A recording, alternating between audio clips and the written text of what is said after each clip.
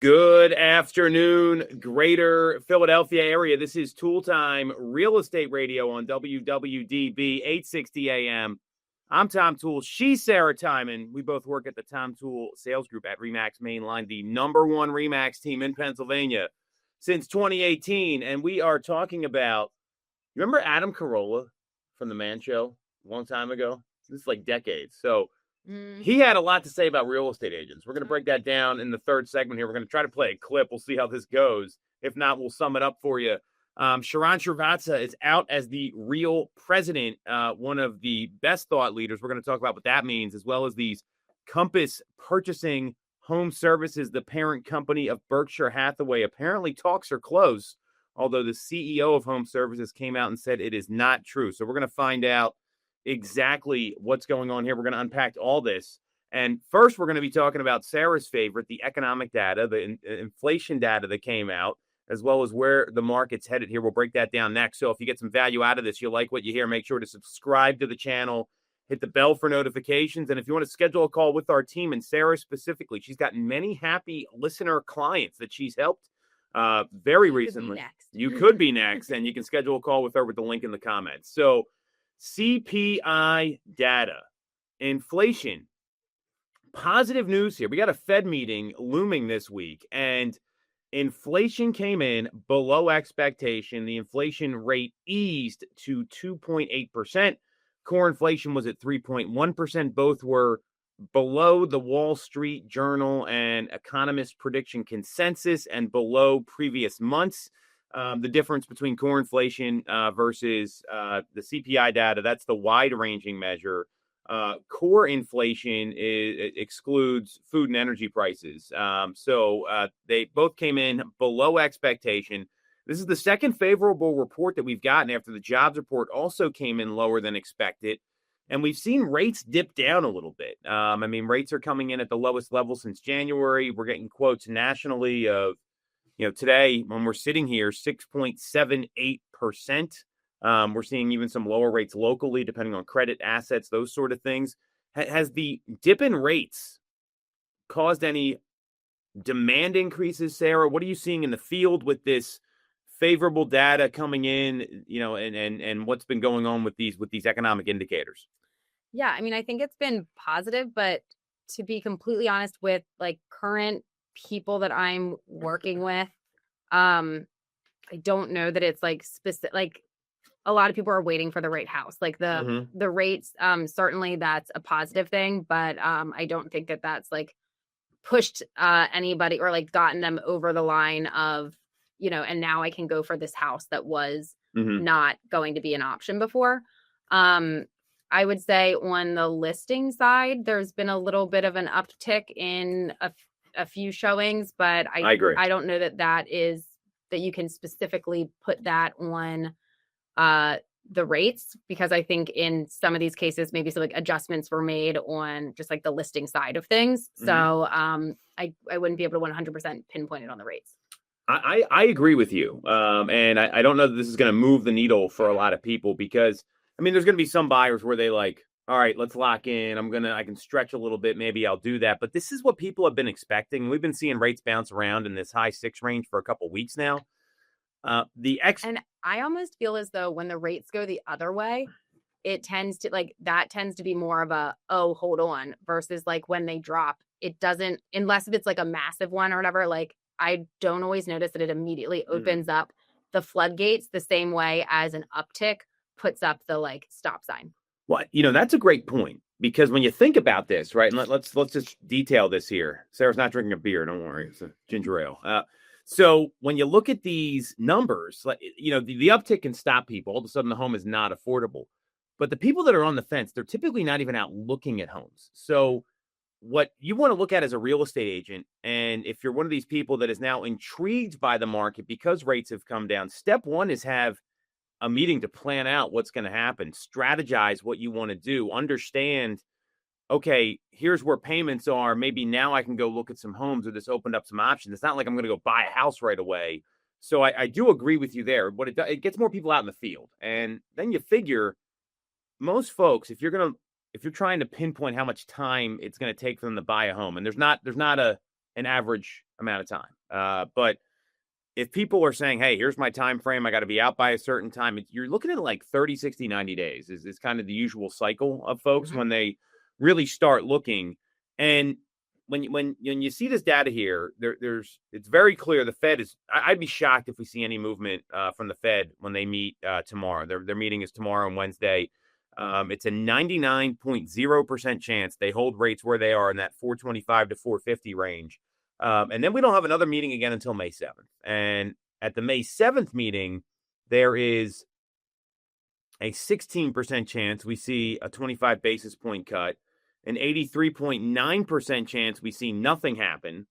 And then in June, there may be, and that's June 18th, there's a 57.9% chance we see there's a 25 basis point reduction. So what I see here is there is stability now in the market, that if you're considering a buy, a sell, or both, and usually there's a sell involved with the buy, it's not going to be that these magical rate drops. I think we could see low sixes by the end of the year, like a lot of people are predicting now. I wouldn't have said that a couple months ago.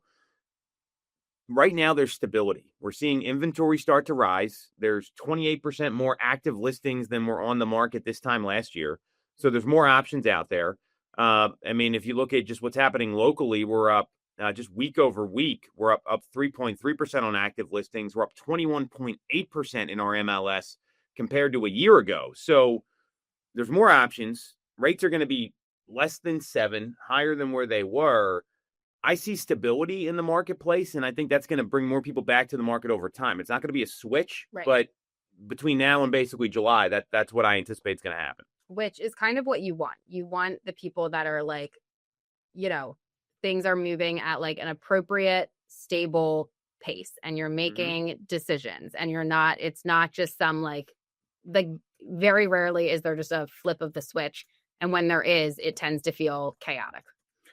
You're absolutely right. And we've been through a number of these. I mean, just over the past 4 or 5 years. And the flip side is this is also the most homes that have been available since before the pandemic. So, I mean, 2020 was the most homes we've seen available since before the pandemic. And I think it's really important to understand that, because what's been the biggest complaints besides rates for consumers right now? The house isn't out there, lack of inventory. 100%. And look, are you going to get the perfect house? I don't know that anyone ever gets the perfect house. Do you live in the perfect house right now?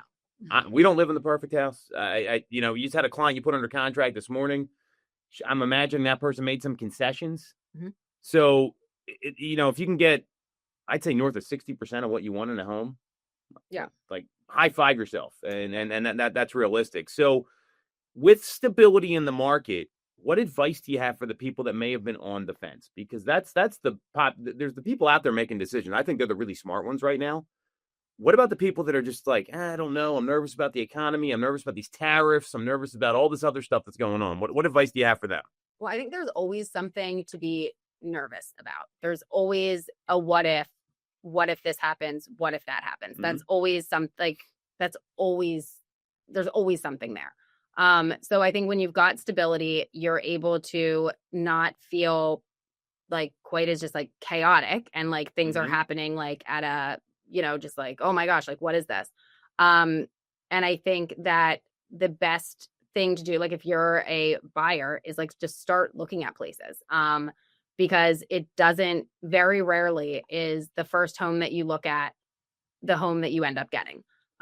So, if you're still in that stage of like, I'm trying to figure out exactly what's what, go out and look at places, narrow down what your list is, so that, cause it doesn't just happen right away. So if you're thinking like, well, I wouldn't actually be ready to get under contract for another 2 months, well, then you should be looking now, because it's probably going to take at least that long to narrow down, to figure out for the right home to come up and to structure the offer that gets the house. I think that's such good advice, because there's a lot of things, like when you meet with people, that they have such misconceptions about what happens. Buyers, they have no idea what it actually takes to purchase a home. Most people think you still need 20% to put down. And all the buyers out there, especially first-time buyers, that's just not the case. You can get in as low as 3% down. And if you're a vet, you might be able to get 100% financing. There's grant programs. There's the K-Fit program. All these things that can get people literally in with 0% down. They got to come up with closing costs and some cash for sure. but there's many more options that are out there. And then also people like they when you just look online, I don't know how to explain this, but you're not really seeing what's out there. I mean, how many times have you been surprised at a home you showed somebody as a professional? Oh yeah. And we're like, wow, this is better than I thought it was going to be. Right. Yeah. And it happens both ways for the pictures, like worse and bad. Like, it definitely can be worse. Yes, it definitely can be worse. There's no question there. So does that, when you see that happen, is there like a light bulb that goes off? Is there like a breath of fresh air with some of these consumers? Because there's a lot of negativity about the housing market right now, especially on the purchase side. Yeah. I mean, I think coming out, the longer days just puts like people are in a better mood. You're able to see things later in the evening, and actually see it because it's light out. Yeah. And I feel like that just brings like positive energy. I agree with you about the positive energy. I mean, people do get, seasonal depression is real. I've never seen so many people post like they get so excited when we spring forward. Mm-hmm. I don't like losing the hour of sleep. Right. I mean, because when your kids wake up, they have no idea what time it is. So it's an extra hour of play, not an extra hour of like, sleeping or less or whatever. But see, so many people talk about this, like, especially in November, like, hey, this is going to be the shortest day of the year. Now days are going to get longer. And I've never paid attention to that before. I think it does rub people the wrong way when you have these shorter days. Right. Yeah. So I think that it's just like, as spring starts to come, and I think it just like people tend to be in a better mood. People tend to see more they're just more positive.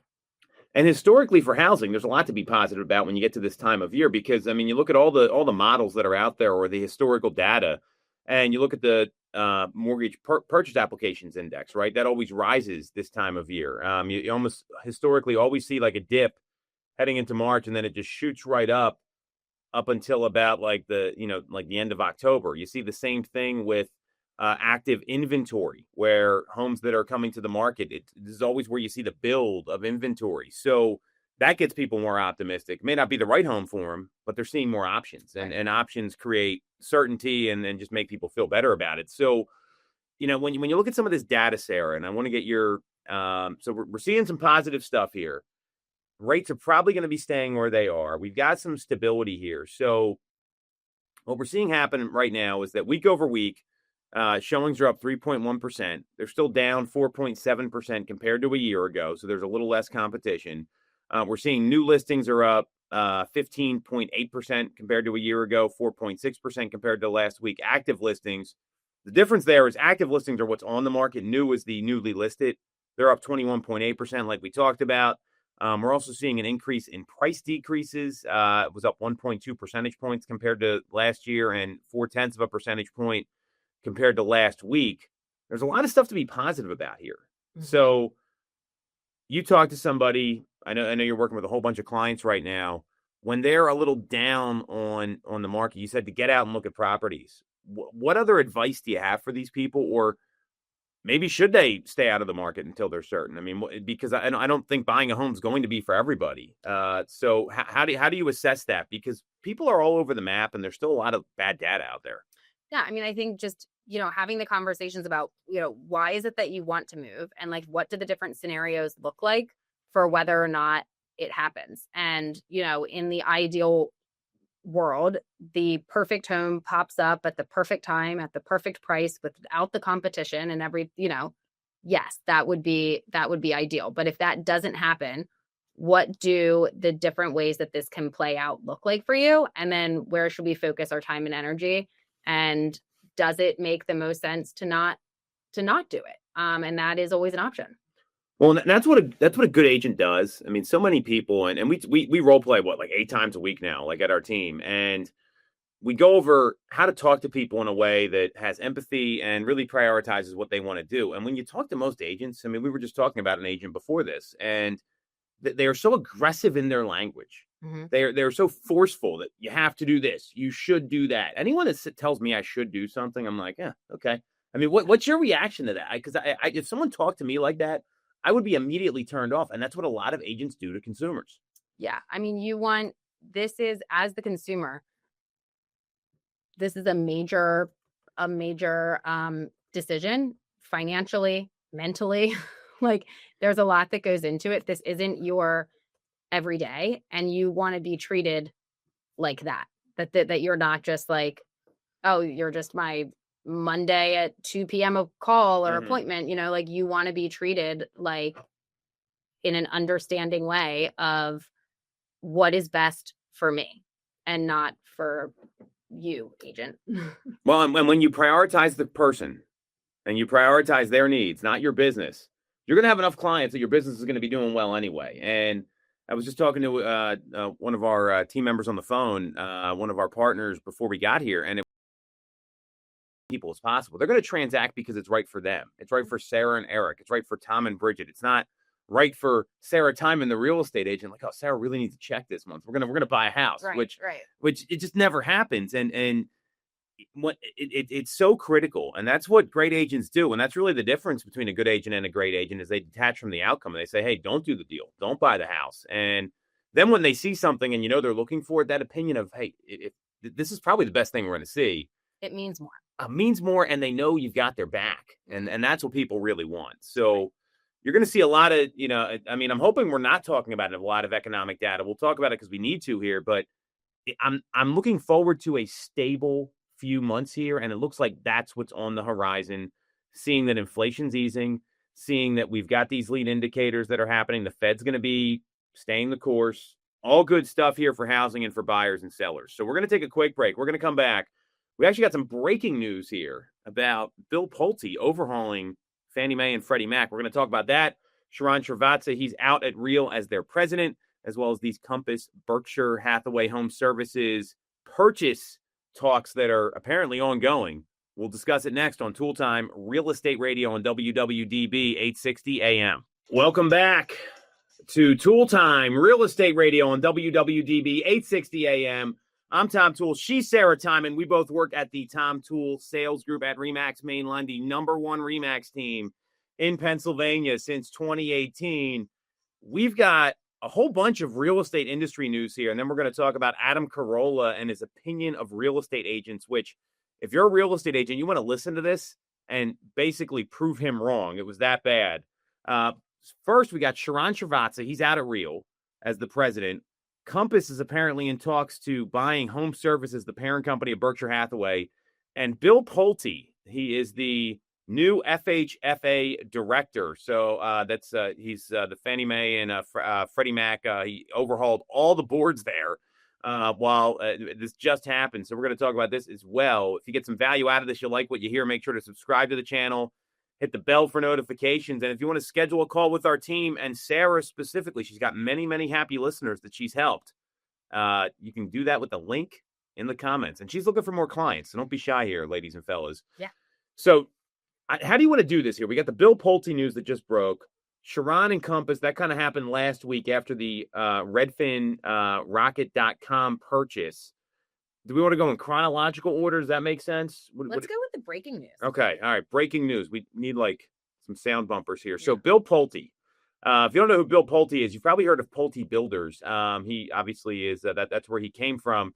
And he is the new FHFA director. So that's the Federal Housing Administration is Federal Housing Finance Agency specifically is what he does. He's the director of that. So a week into getting confirmed as the FHFA director, he replaced board members on both Fannie Mae and Freddie Mac. So Fannie Mae and Freddie Mac, just to give some perspective, I think it's important to explain this to people. They're owned by the government, right? So they're in a conservatorship. So what that means is, and just to kind of explain all this, Congress created Fannie Mae to make sure there's funds available for residential mortgage lending nationwide, right? That's what Fannie Mae does. And they're in a conservatorship, meaning they're protected by the federal government. Freddie Mac is the same type of agency. So it's a government sponsored enterprise created by the government to ensure access to home mortgage credit. So these are government approved bodies, and the conservatorship is to protect them. The difference between the two is that Fannie Mae tends to buy loans from larger commercial banks. Freddie Mae usually buys loans from smaller banks. So they're two different arms, right? I think it's important for people to get that. They hear these terms thrown around. I wonder if like most agents even know this stuff. I mean, that's probably, but that's normally where financing comes from. When you see jumbo loans for some higher price points, that's usually directly from a bank. So it's not a Freddie Mae, Fannie Mae bank type of loan. So all these board members got replaced, which signals there were some major shifts ahead. And what this really means is there could be some changes in mortgage policies, loan oversight, and the future of government-backed financing. So according to filings today with the SEC, there was 6 board members were removed, from Freddie Mac. 8 board members were ousted from Fannie Mae. They did keep the CEO over there. They have the names of these people. I don't know who any of them are. And they're still finalizing board assignments. So we know that the boards make a lot of decisions with these kind of companies. And, you know, what's going on right now is Freddie Mac's going to provide information regarding any related, transactions and the new assignments as they become known. Fannie Mae's not there yet. And then you got this tweet that came out from Terrence Williams where, there continues to be this trend with the federal government where they're exposing waste, which I'm all for. I think if we could save money on taxes, I mean, do you support lower taxes? Because I do, right? I don't want to pay any more taxes. So, sure. So apparently, like there's this tweet that came out that only 49 of the 2,900 people were showing up to work full time, and that comes from Terrence K. Williams, and he's talking about Bill Pulte. So I mean, it's more of this government downsizing that we're seeing. So that seems insane. I do not believe that. I don't believe the tweet. I think that's kind of what's going on here is that there's this, they want to save taxpayers money. I mean, who knows if this is true? How are we going to prove that? Right. I have no idea. I tend to agree with you. Yeah. I think it's a little embellished here.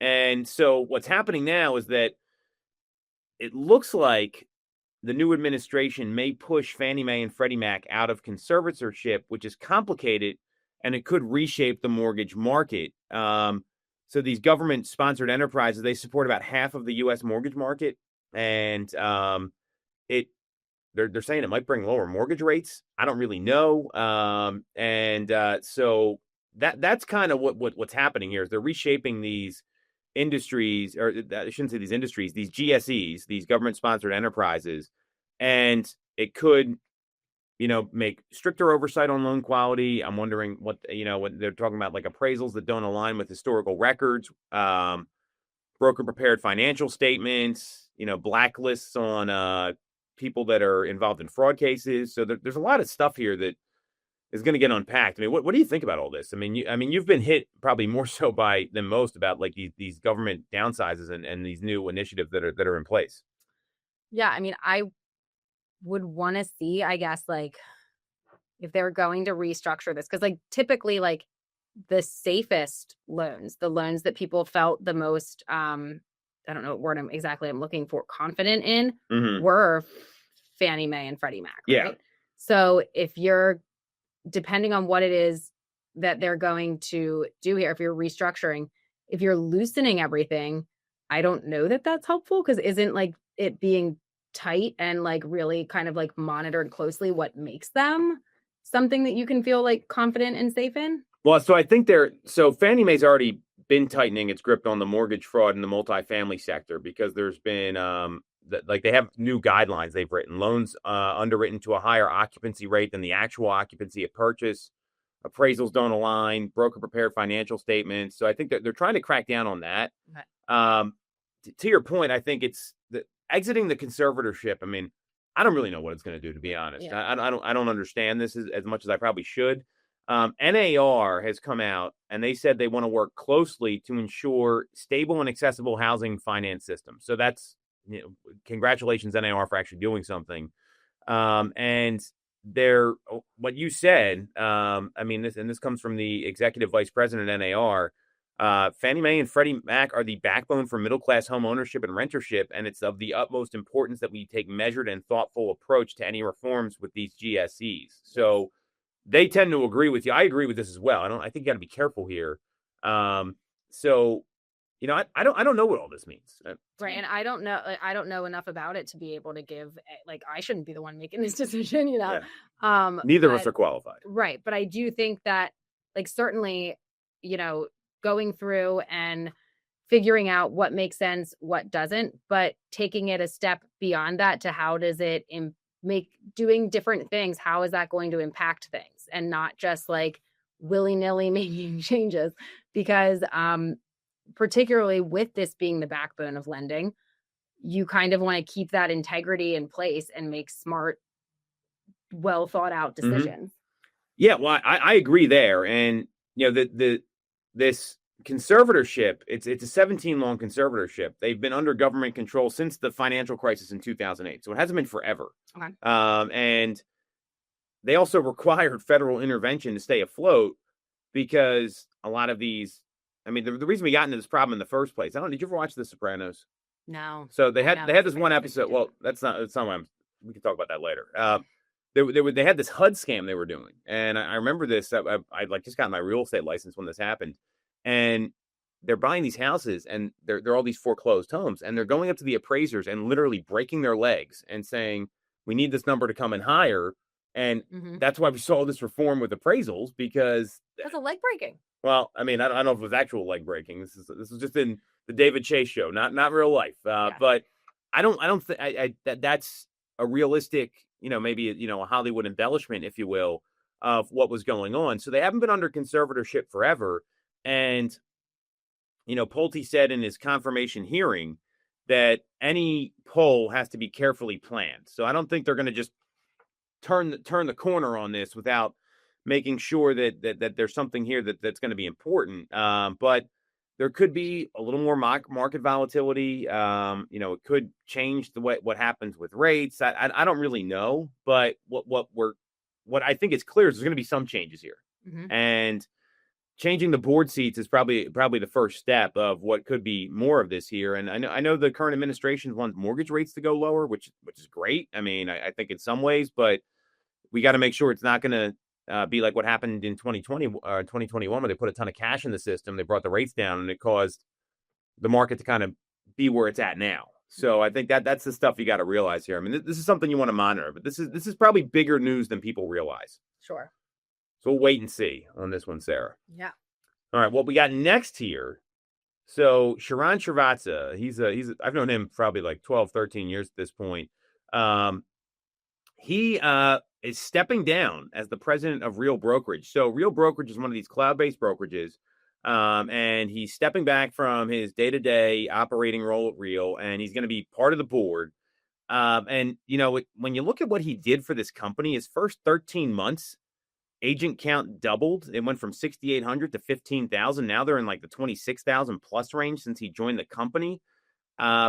I don't think this is good news for Real. I know Sharran pretty well. He's done this before. He grew TELUS. They sold the Douglas Elliman. He's certainly a thought leader in the industry. Does he always take somewhat short-term roles to kind of get in, turn it around, and then go on to his next? He was at TELUS a lot longer, so I don't know what really happened here. I mean, he's saying he's moving to the board. I don't know any of the details, so I'm not going to speculate.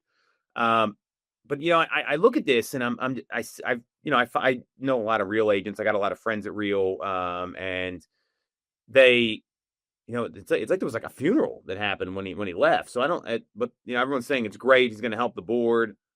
I don't see this as a good thing for Real Brokerage. I mean, losing someone like that. He's probably one of the most dynamic leaders when it comes to at the C level or the president or whatever you want to call it that I see with any of the national brokerages here. I was kind of surprised to see him go so quickly when they're on this rise here. It's usually when you keep someone in the building if you can. I was kind of shocked by this. Yeah. What do you think? I wonder if it's just that he got it going in the right direction and then is keep the momentum going, but somebody else can do it, or if something else happened. I don't know what happened. What I can tell you is this is not going to. I mean, Real's not like. Your perspective is probably a lot different than mine, because Real's not really. They haven't really caught on here. You don't see a lot of Real Brokerage agents. There's a couple here or there, but it's not. I don't know. Yeah, well, that's. I mean, but they're not prevalent in the market. Now you go out to California or Texas or some of these other places, Florida. The brokerage has grown a lot there, and these cloud-based brokerages. I think it's tough in a market like this when you're relying on people all over the country to help you. I mean, imagine if you have like a deal issue and you got to talk to somebody who's running a team out in California. Right. Like, how would that work out, do you think? For you? Not great. And I think that's the challenge. And a lot of these people had access to Sharran very readily. And, that works. But, the way the market is now, I feel like you like really need someone like you can get on the phone like pretty darn quick or have a system to do it. And without that kind of leadership, I just don't see this as it's being a good thing for Real Brokerage. I mean, Sharran's very dynamic. He was my pick for winner of the year when it came to individual and real estate. I mean, that pick is going south here. I mean, it's it's first quarter and he already left. So, I mean, it's not good. Yeah.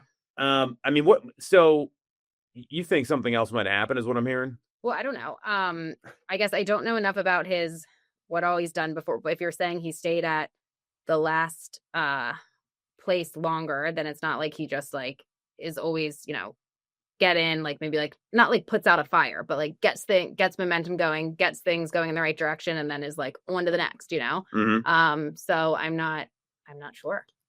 Yeah, I just don't, it's such a short time and seeing the rise that happened here, I would imagine that they would want to keep him there. Like, I mean, I see when you get a good leader in your company, right? And we've got an amazing couple great sales leaders with, Paul and Brian.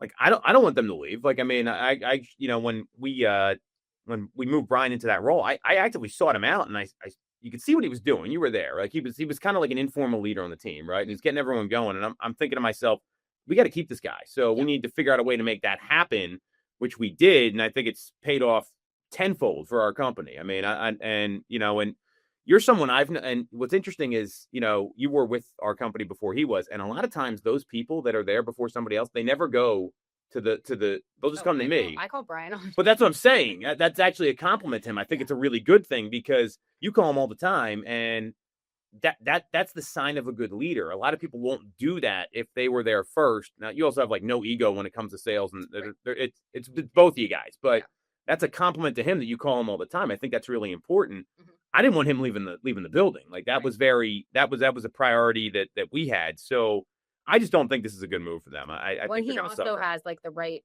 skill set and like wants to like yes. help and educate. Not that I like don't want to help people, but I don't think that's my skill set isn't there for like the things that he puts in place and like, how like, I don't know, his whole like process and everything. So I totally agree. I think he's actually, and he was a great agent. I think he's better at this mm-hmm. than and you got to put the right people in the right seat. We talk about that all the time. So if I'm running a company, I don't want that person leaving the room. So I just it seems like this is off here. I don't think it's going to be good for Real.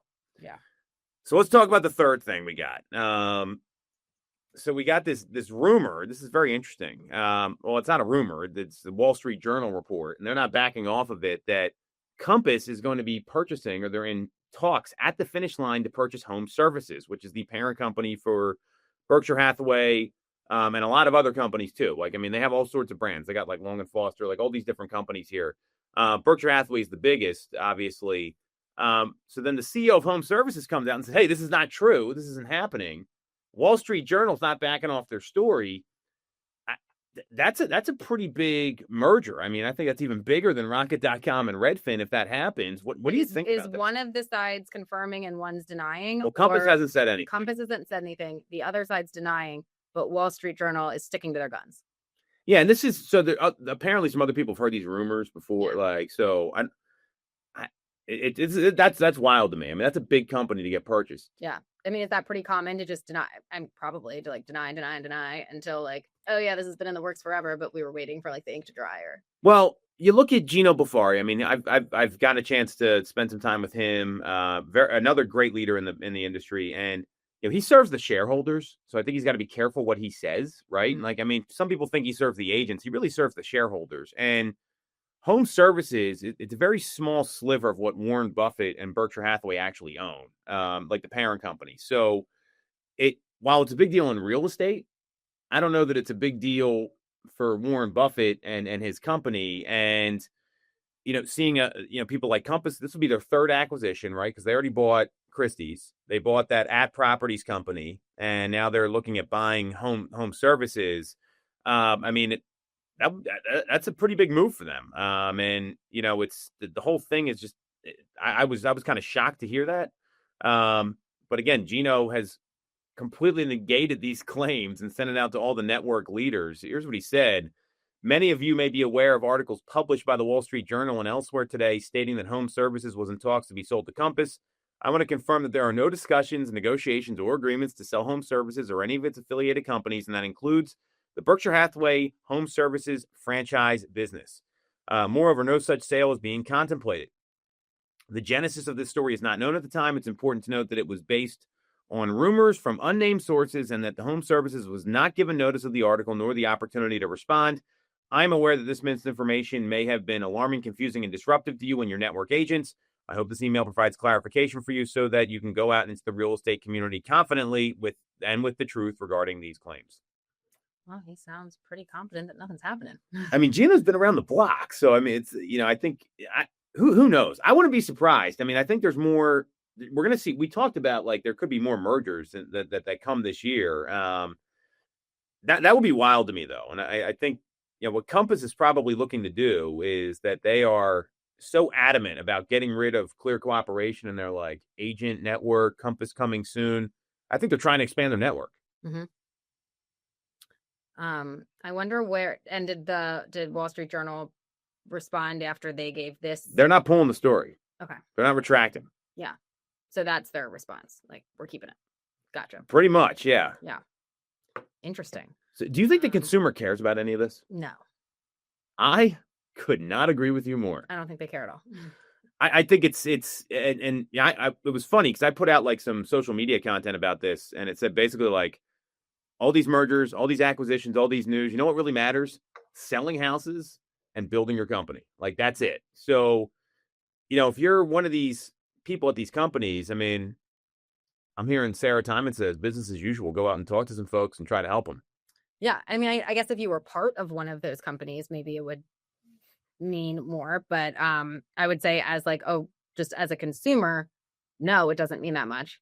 As a real estate agent, not associated with either of these, I also like don't really care. Yeah, like I love that you don't care. Yeah, I mean, like if it like, because I don't know, I feel like it's one of those things where like anything could mean anything, and you could like spin off on whatever. But like, let's see if it even is real, and if it is, like, does that change anything? We'll see.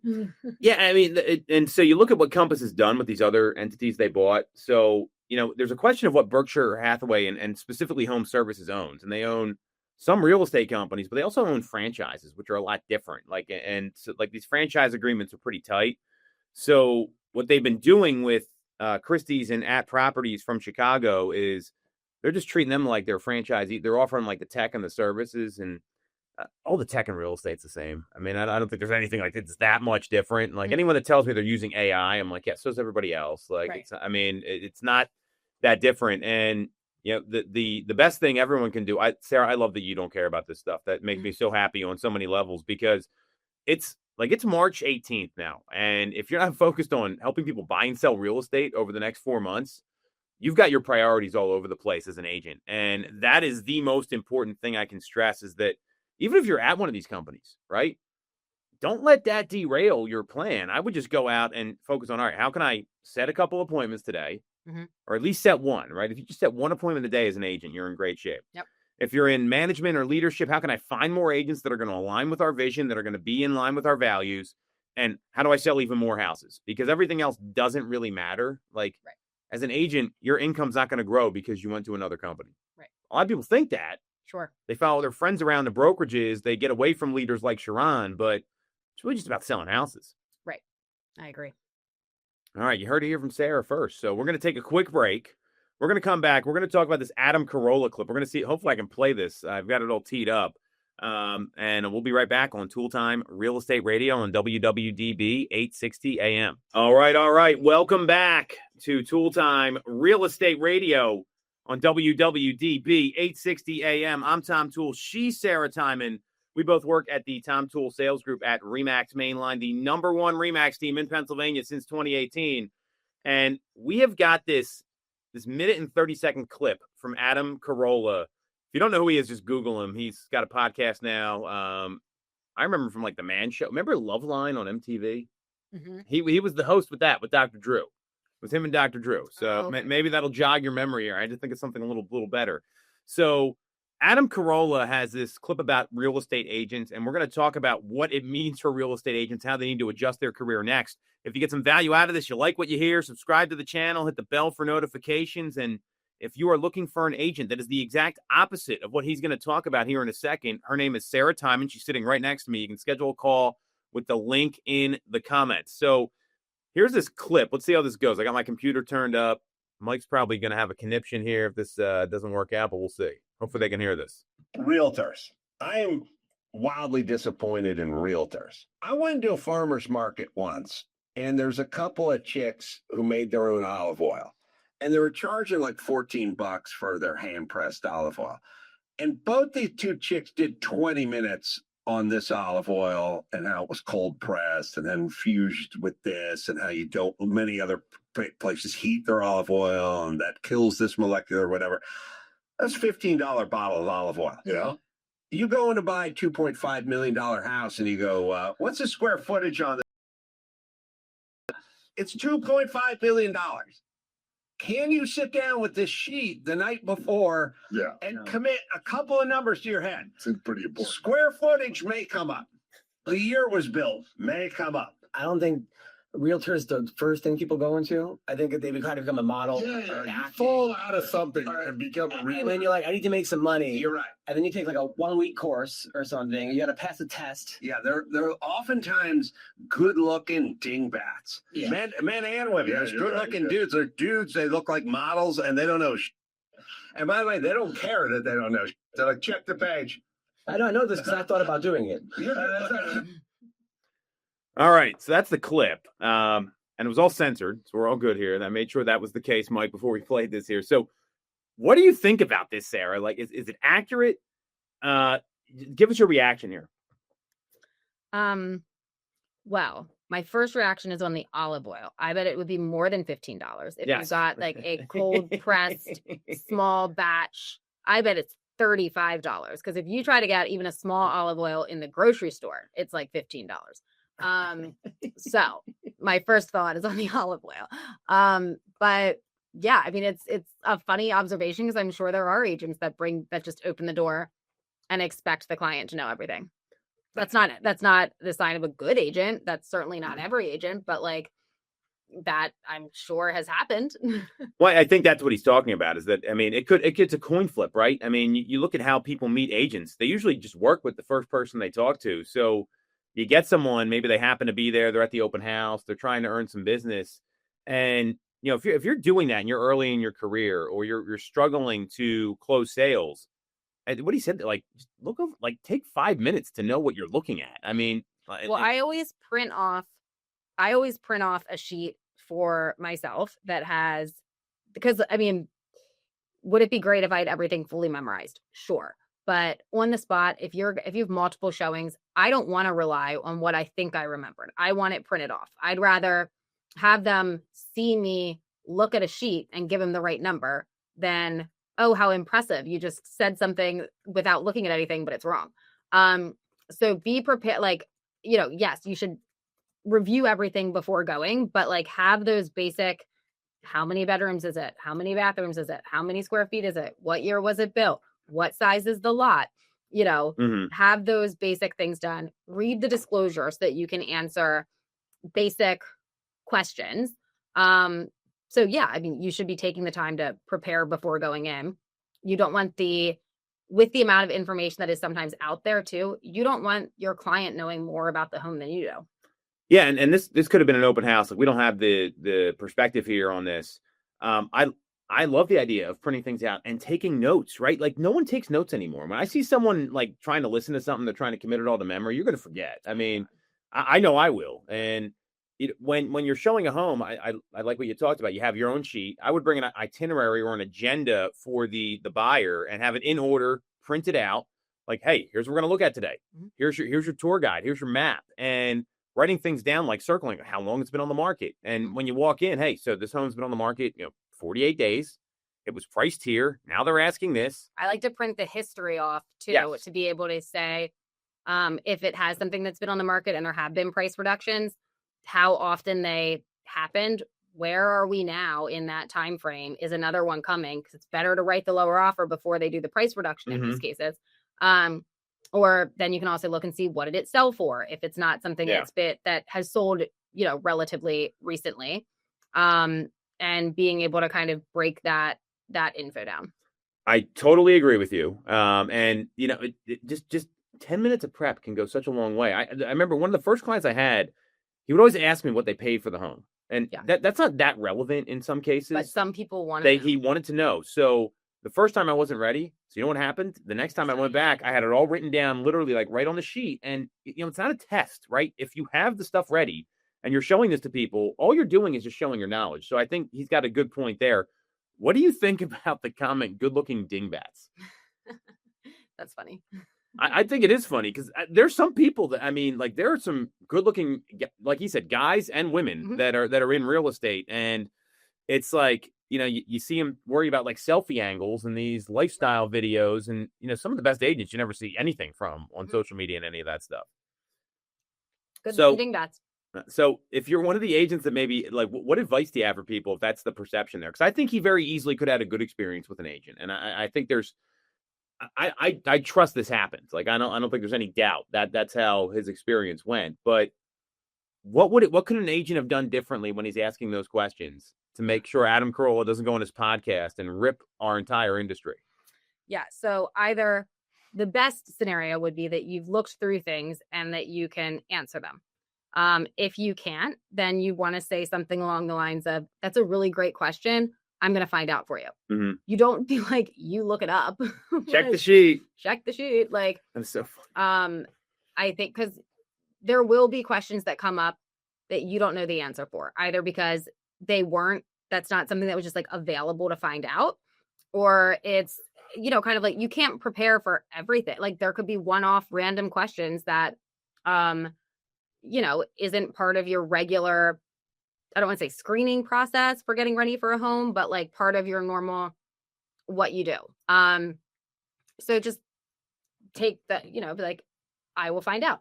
I will get back to you. Well, that's a professional way, because you're not going to know all these answers, right? Like I'm just thinking of some of the homes that I've sold. You've probably had these too, where there's. And what you don't want to do is just make something up, because that actually doesn't look better. People do that. Sometimes stuff. people also know the answer when they ask you. Like, yeah.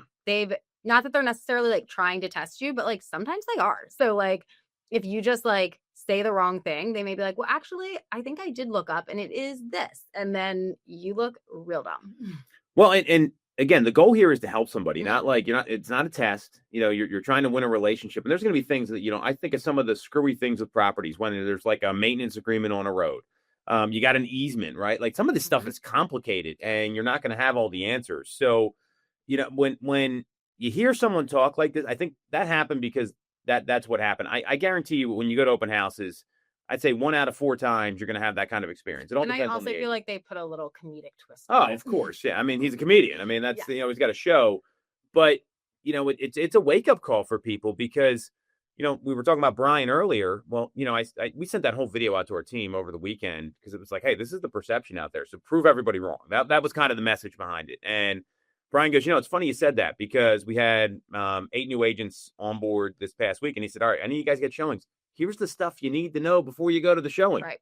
Because most people don't know that stuff. And that's because the training in real estate sucks and no one ever tells you these things. Right. Because it's not the real, like, on the job knowledge that you always need. Like, I remember one of the first showings that I went on, I had clients who, and this was, I'd started, COVID was like a thing. Great timing on your So then I was finally able to like get out and like do showings. And then months had gone by at this point. And I had like, we were going to look at a couple places and I had printed off the disclosures for all of the properties. And I think I kind of like glanced through them, but I didn't know exactly what was important. You know what I mean? So something that they were bringing up, I think, was like, is there a sump pump? And, I didn't know where on the disclosure at that time to quickly be able to like look.